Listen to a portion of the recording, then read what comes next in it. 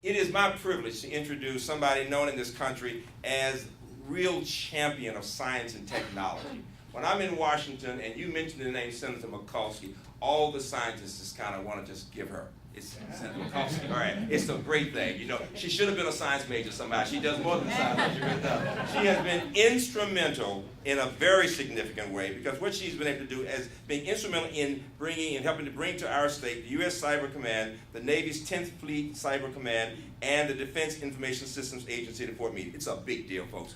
Give our own Senator Mikulski a hand, please.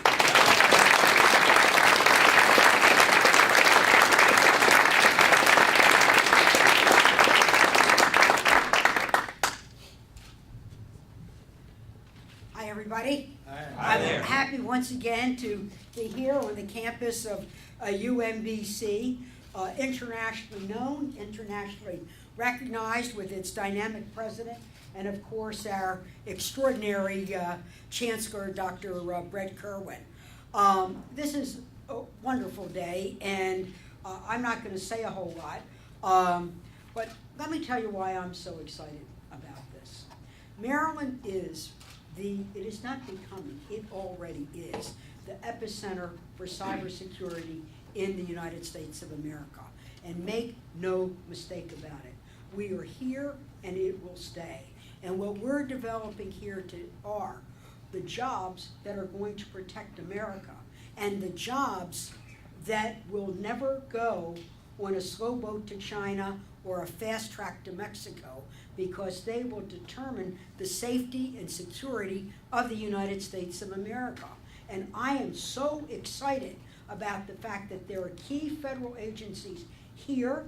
They are growing in what they're going to do to protect the troops or the nation. And then we have the University of Maryland, one of the greatest land-grant colleges in the United States, that will be primary in developing the workforce to support not only the jobs in government, but the jobs in the private sector. My goal as a United States Senator is to make sure we have a safer country and a stronger economy. So what do we want to do? We want to protect .mil, we want to protect .gov, and we certainly want to protect .com. .mil, we're already doing that. There's the National Security Agency with our own General Alexander, the head of the Cyber Command for the United States of America. So you hear Stratcom, AFCOM, PACOM. We are the CyberCom. We are the Cyber Command. And if you go on the campus at Fort Meade, there is DISA, the Defense Intelligence Service Agency, that is protecting all of the networks for the United States military. Whether you were special ops in some mountain in Afghanistan, or whether you were working at Fort Hood or one of our military hospitals, they're protecting all of those networks. And then the Navy came with its 10th Fleet. 10th Fleet, we are now the home port to the cyber fleet here. They don't have submarines, they don't have battleships, they don't have aircraft carriers. They are protecting the United States Navy. Whether it's a Navy SEAL on a special mission, which we can't talk about, or whether it's communicating with our ships off of Japan, helping a treasured ally. We have to protect those networks. They're being protected right here.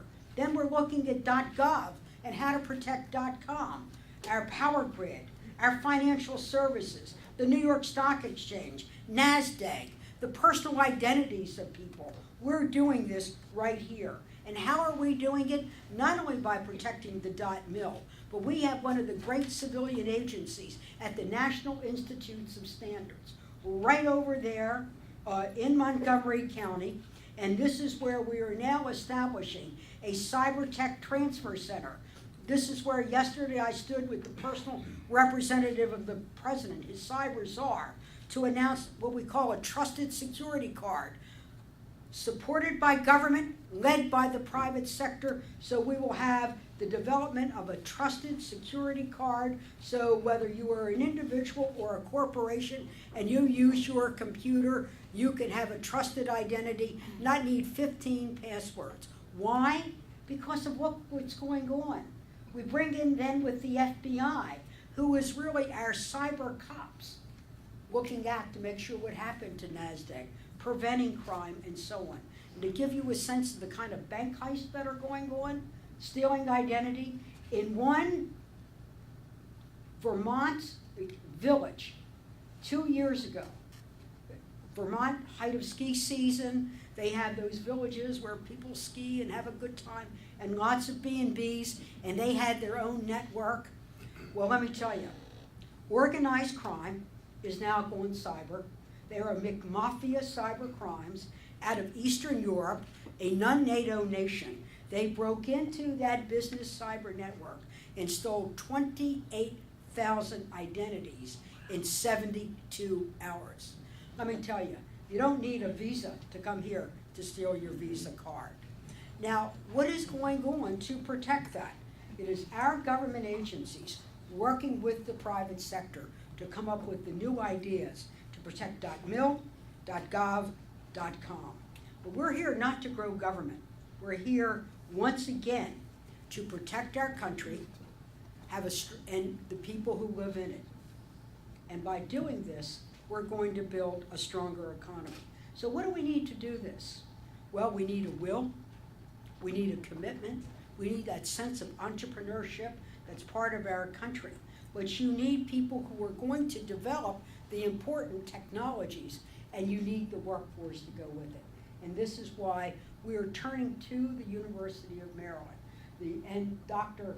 Kerwin, who has now developed a comprehensive workforce development task force, and the report that we'll be issuing shortly on how we're going to harness the intellectual power of UMBC and our other campuses, and then how we're going to work with research and development, and how we're going to work with the private sector. I think it's fantastic. I think it's fantastic, because when the history of our community is written, you're here at the dawn of it. And let me just conclude by this. I have the great honor of speaking at William Donald Schaefer's eulogy in a few days. And what has been said about Schaefer, and I had my own relationship with Mayor Schaefer. We got started together. He became mayor when I came to the city council. He was old school, I was new school. He was machine politics, I was fighting the machine. I wanted to stop a highway, he wanted that highway. But we duked it out, and what you now know as Baltimore is the result of that work. But on Tuesday, and I see representatives of the Greater Baltimore Tech Council were here, we had lunch in a restaurant right in the path of the old expressway.